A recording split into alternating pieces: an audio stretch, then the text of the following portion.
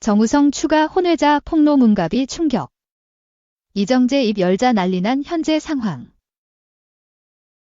최근 혼외자 논란이 불거진 정우성에 대한 새로운 주장이 나왔다. 그가 올해 만나고 있는 여성의 정체에 대한 것. 정우성의 앞날에 대한 전망이다.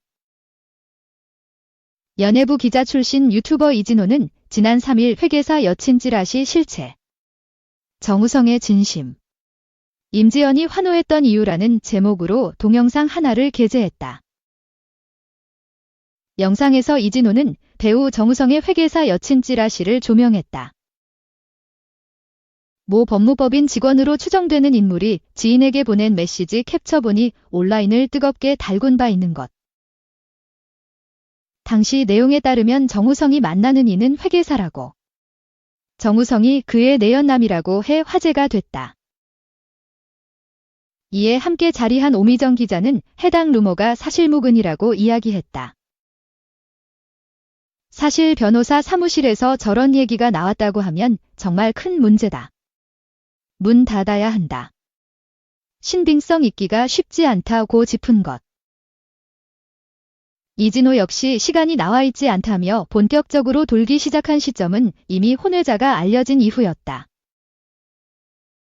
그리고 펌을 통해 나올 때는 구체적으로 안 나온다고 강조했다. 또 이진호는 정우성이 만나는 여성 존재는 확인한 듯 제가 추가 취재를 해보니 해당 여성은 회계사가 아니었다고 했다. 그는 돈이 많은 분이었고 이정재 커플과도 자주 데이트를 즐길 정도로 굉장히 오래 만났던 사이라고 덧붙였다. 그런가 하면 이날 방송에서는 정우성의 행보와 활동 전망에 대한 이야기도 나왔다. 이진호가 정우성은 주위 사람들한테 잘한다고 할까? 잘 베풀고 잘해줬기 때문에 영화계 네트워크를 잘 구축해왔다. 그래서 이번 사안에 대해서도 영화계에서 정우성에 대해 호의적인 평가가 나오는 게 아닌가. 사안 자체는 매우 실망스럽지만 지라고 한 것. 오 기자는 영화계에서도 그런 게 있다. 얄미운 배우가 그런 사고를 치면 너 그럴 줄 알았다. 터진 게 이상하지 않다 하는 배우들이 있기는 하다라며 나이 들면서 캐스팅에서 멀어지는 배우라고 하면 의심해 볼 만한데 정우성은 그렇지 않다. 영화계에서 굉장히 평판이 좋다라고 설명했다. 이진호가 김지연이 청룡영화상에서 함성을 질러주고 응원을 해준 게 영화계의 일정 부분 분위기가 반영된 걸로 보인다고 말하자 오 기자는 정우성도 다른 자리에서 얘기하는 것보다 동료 영화인들이 있는 자리에서 얘기하는 게 심적으로 부담이 덜 했을 거다라고 추측하기도 했다. 이진호는 정우성은 큰 무리 없이 활동할 것 같다라며 정우성의 스캔들이 그의 커리어에 큰 영향을 주지 않으리라 전망했다. 한편 정우성이 지난 3월 16세 연하 모델 문가비가 극비 출산한 아들의 친부로 밝혀진 가운데 정우성 소속사 측은 11월 24일 소속사를 통해 사실상 결혼 대신 아이에 대한 양육 부담만 지겠다는 입장을 밝혀 비혼 출산을 둘러싼 논란이 불거졌다. 이지평선 정우성의 아들. 논설위원들이 쓰는 칼럼 지평선은 미처 생각지 못했던 문제의식을 던지며 뉴스의 의미를 새롭게 해석하는 코너입니다. 지난 8월 18일 89세로 세상을 떠난 프랑스 배우 알랭 들롱은 미남의 대명사였다. 20세기 프랑스 영화 전성기에 이할 정도는 그의 몫이었다.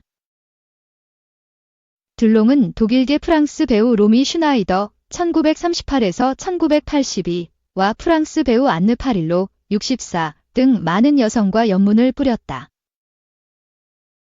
요란스러웠던 연애사와 달리 배우자는 단 한 명이었다.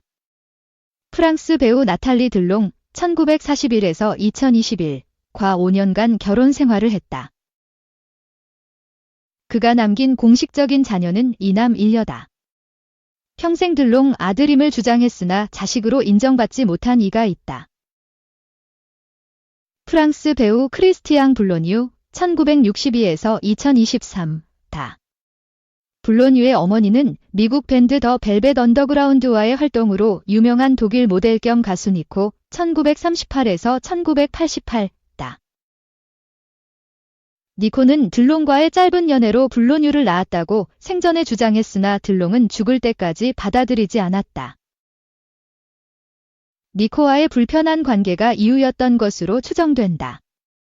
유명 배우 정우성의 사생활이 일주일 넘게 세상을 떠들썩하게 하고 있다. 모델 문가비가 지난 3월 출산한 아들의 친부라는 게 지난달 24일 알려지며 논란이 시작됐다. 유엔 난민기구 친선대사였던 정우성의 이력을 들먹이며 위선자라고 비판하는 이가 적지 않다. 사회관계망 서비스, SNS, 다이렉트 메시지, DM로 여러 여성에게 추파를 던졌다는 추측까지 돌며 정우성에게 돌을 던지는 이들도 있다. 그가 그동안 쌓은 이미지의 배신감을 느낄 수 있으나 도가 지나친 감이 있다. 정우성은 지난달 29일 열린 제45회 청룡영화상 시상식에서 죄송하다는 말과 함께 아버지로서 아들에 대한 책임은 끝까지 다할 것이라고 밝혔다. 시상식에서 정치 사회적 발언이 아닌 사생활에 대해 언급하는 모습은 낯설었다. 정우성의 사생활 공개로 어쨌든 분명해진 건 있다. 비혼으로 태어난 아이들이 사회적, 법적으로 보호받을 수 있는 장치가 필요하다는 점이다. 혼외자라는 무심코 쓰는 단어에 차별이 스며 있다는 것도 새삼 깨닫게 했다. 크리스티앙 블론유는 들롱의 어머니와 양아버지가 입양해 키웠다. 블론유는 들롱 양아버지의 성이다. 3. 고현정의 눈물. 정우성의 소감. 지난주 TV에서 목격한 두 장면을 떠올리며 여전히 우리 사회에 존재하는 성차에 따른 이중잣대를 떠올렸다. 더는 여자를 이유 없이 미워하고 싶지 않다고 다짐하게 됐다. 지난주 11월 27일 유퀴즈에 배우 고현정이 출연했다. 15년 만에 예능 출연이라니. 벌써 그렇게 시간이 흘렀나 놀라웠다. 그의 진성 팬은 아니지만 오랜만에 브라운관에서 그를 볼 수 있어 반가웠다.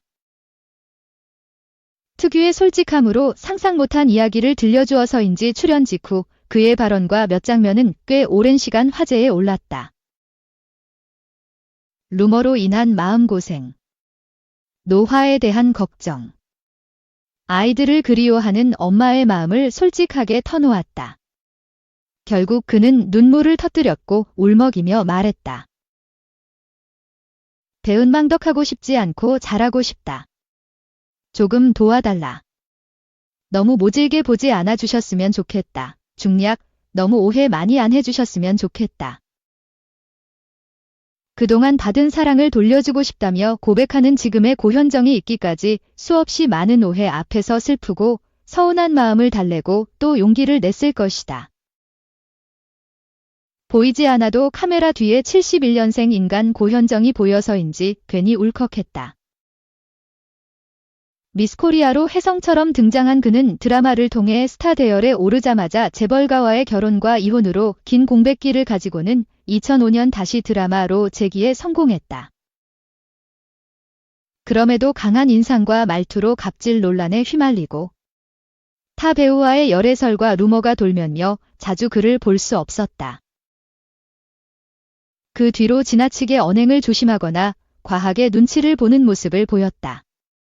공인이라서 유독 가해지는 날선 평가와 카더라가 지나치다고 자주 생각했다.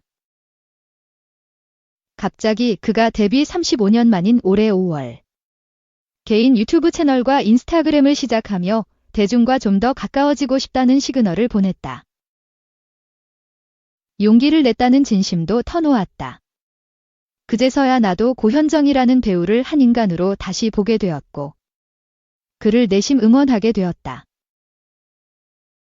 이틀 뒤 열린 청룡영화제에선 설마 하던 일이 일어났다. 정우성이 시상식에 등장해 수상소감 자리에서 복잡한 입장을 발표한 것.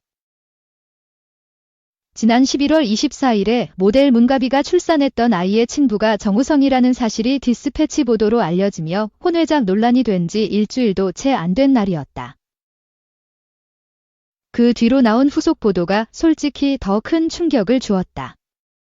정우성의 일반인 애인과 교제 중이라는 것.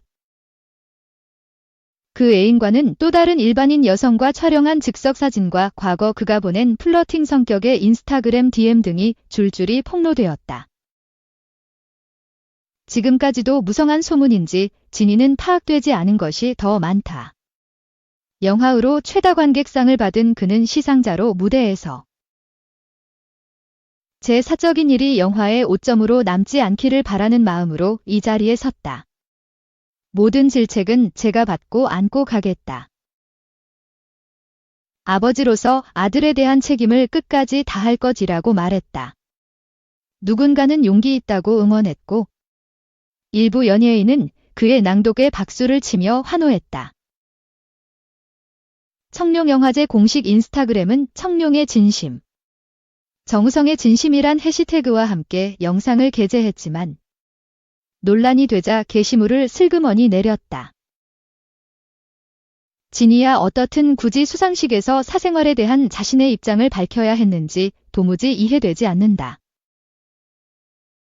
참고로 이날 시상식에서 고 김수미 배우에 대한 추모 언급은 전혀 찾아볼 수 없었다. 위의 두 해프닝을 연달아 목격한 지난주 내내 마음이 괴로웠고 혼란스러움에 쉬이 잠에 들지 못했다. 두 장면이 자꾸만 동시에 떠올라 씁쓸했다. 단순 논란으로 공식 석상에 더는 나오지 못하는 여자 연예인들과 최근 들리는 남자 연예인의 컴백과 재기 소식이 뒤엉킨 채 떠올라서였다. 누군가는 대한민국을 발칵 뒤집을 논란을 일으키고도 별일 없다는 듯 행동하고 또 다른 누군가는 한마디 말이나 표정으로 트집 잡히는 일이 잘 이해되지 않는다. 성별의 차이에서 기인하는 차이라는 의심을 거둘 수가 없었다. 남녀 연예인에 대한 서로 다른 이중잣대 논란은 과거부터 숱하게 지적되어 왔다.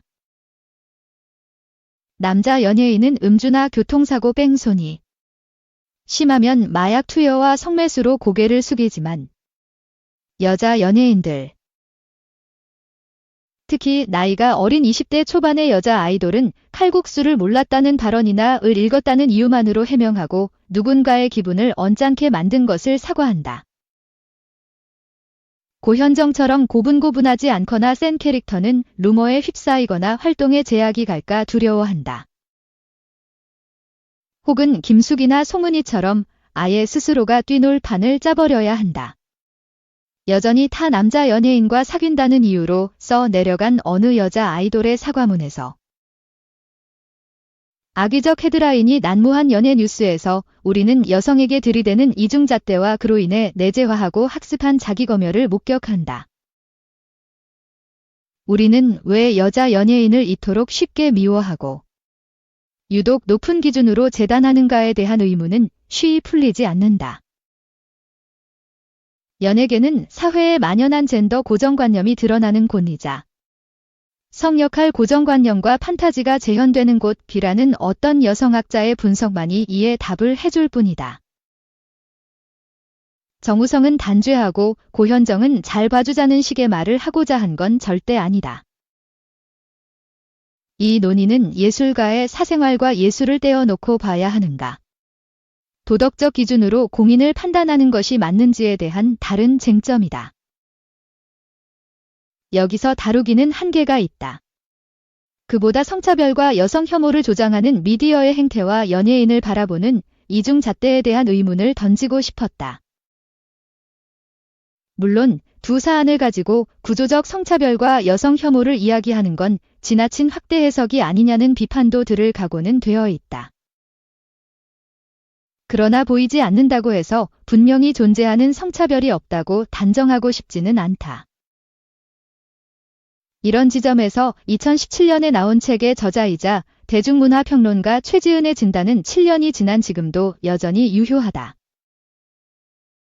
그는 한국 사회를 여성의 외모, 말투, 표정, 행동 모든 것을 세세하게 평가하고 좁은 틀에 맞지 않으면 바로 비난하는 것으로 진단한다. 틀에 맞지 않는 특정 여성이 욕을 먹거나 비난을 받으면 같은 여자로 묶여서 함께 욕을 먹지는 않을까에 대한 두려움으로 종종 여성이 여성에게 더욱 엄격하게 굴 수 있다고 본다. 그리고 미워하는 것도 일종의 습관이기에 타인에게 관대해지고 호의적이게 구는 연습을 통해 변화할 수 있다고 말한다. 동시에 미디어에서 완벽하지 않은 다양한 여성 캐릭터를 볼 수 있는 기회를 앞으로도 더 많이 만들어야 한다는 그의 조언은 뼈아프지만 충분히 새겨들을 만하다. 더는 여자를 미워하고 싶지 않고 누구도 여자라는 이유만으로 애꿎은 눈치를 보거나 움츠러들지 않길 바라는 마음에서다.